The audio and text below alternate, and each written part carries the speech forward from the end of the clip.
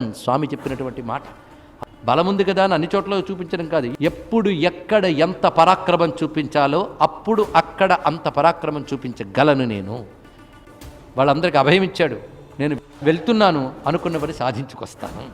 ఎలా బయలుదేరుతున్నానంటే రామచంద్రమూర్తి బాణంలా వెళుతున్నాను అన్నాడు. రాముడి బాణం వ్యర్థం కాదు, అనుకున్నది సాధించి తీరుతుంది, నేను కూడా అనుకున్నది సాధించి తీరుతాను, అది చెప్పడం. అంతేకాదు, రాముని బాణానికి ఒక లక్షణం ఉంది, ఆయన అనుకుంటే ఆ బాణం కొట్టి మళ్ళీ వెనక్కి వస్తుంది, నేను అలాగే క్షేమంగా వస్తాను. ఇంకొక అర్థం, అద్భుతమైన అర్థం ఏంటంటే, రాముడి చేతి బాణంలా వెళుతున్నాను అంటే, ఒక బాణం తగిలిందంటే బాణం గొప్పదనరు, వేసినవాడు గొప్పవాడు అంటారు. నేను రాముడి చేతి పనిముట్టిని, అంత వినయంగా చెప్పారండి. భక్తిని శక్తిని రెండింటినీ కలిపి చెప్పాడు. యువత ముందు తెలుసుకోవాల్సింది ఇది. సెల్ఫ్ కాన్ఫిడెన్స్ ఎంత అవసరమో భగవంతుడిపై నమ్మకం కూడా అంత అవసరం. సీతమ్మ లంకలో లేదనుకో, అట్నుండి స్వర్గానికి వెళ్తా, అక్కడ పెట్టాడేమో, అక్కడ కనబడలేదనుకో, తోకతో లంకను చుట్టి తీసుకొచ్చి రాముడి దగ్గర పెడతానన్నాడు. చూసారా, ఏ పనికైనా బయలుదేరేటప్పుడు అటువంటి విజన్ ఉండాలి, కాన్ఫిడెన్స్ ఉండాలి. అందుకని మీరు అందరూ వెళ్ళమంటున్నారు కనుక వెళ్తున్నాను, పెద్ద ఆశలు పెట్టుకోకండి, నా ప్రయత్నం నేను చేస్తాను ఏమో అనుకోకండి, ఇలా అనకూడదండి, సాధించి తీరతాను అనాలి. ఆ పాజిటివ్ అవుట్లుక్. ఆ తోవలో మైనాకుడికి రెస్ట్ తీసుకోవయ్యా అన్నాడు, ఇప్పుడు కాదులే తర్వాత, అనుకున్న పని సాధించే వరకు విశ్రాంతి తీసుకుని అన్నాడు. దీనివల్ల మన పాఠం ఏం చెప్తున్నాడు, లక్ష్యం సాధించే వరకు ఎంటర్టైన్మెంట్లు విశ్రాంతులు కాదు, అనుకున్న దాని మీద దృష్టి పెట్టాలి.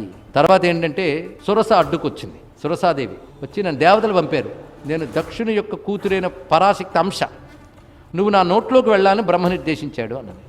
అవునా తల్లి, సరే నేను సిద్ధం అన్నాడు. నా రూపం చూసేవి ఎంత ఉందో, నీ నోరు ఎంత ఉందన్నాడు. వెంటనే నోరు పెంచింది, వెంటనే తన రూపం తగ్గించి లోపలికి వెళ్ళి బయటకు వచ్చి, నువ్వేమన్నా నోట్లోకి వెళ్ళవనా, వచ్చానన్నా. ఏమి నువ్వెవరి మధ్యలో పక్కకు పో అని తోసి వెళ్ళిపోవచ్చుగా. అంటే ఎక్కడ ఎలా ప్రవర్తించాలి, హౌ టు బిహేవ్, ఎక్కడ ఎలా ప్రవర్తించాలో తెలియాలండి. శక్తి ఉంది కదా అని అన్ని చోట్ల ఒకలా వెళ్ళకూడదు. ఎందుకంటే వచ్చిన వాళ్ళు పరాశక్తి అంశ అంటోంది, దేవతలు పంపారంటున్నది, బ్రహ్మదేవుడు పంపాడంటున్నది, అంటే దేవతల పని, అప్పుడు గౌరవించాలి వాడిని.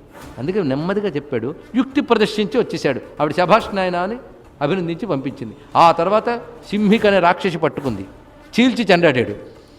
అక్కడ బతిమలాలు లేవు, చీల్చి చెండాడాడు, అంటే శక్తి ప్రకటించాడు. చూసారా, భారతీయత అంటే ఆధ్యాత్మిక మెతకతనం చేతకానితనం కాదు, ధర్మబద్ధంగా జీవించాలి, శాంతియుతంగా ఉండాలి, హింస లేకుండా జీవించాలి. కానీ మనల్ని అవతల వాడు హింసిస్తుంటే సహించడం కాదు, తిరిగి ఉద్యమించి పరాక్రమాన్ని చూపించాలి. అది మన దేవతలు చూపిస్తున్నారు.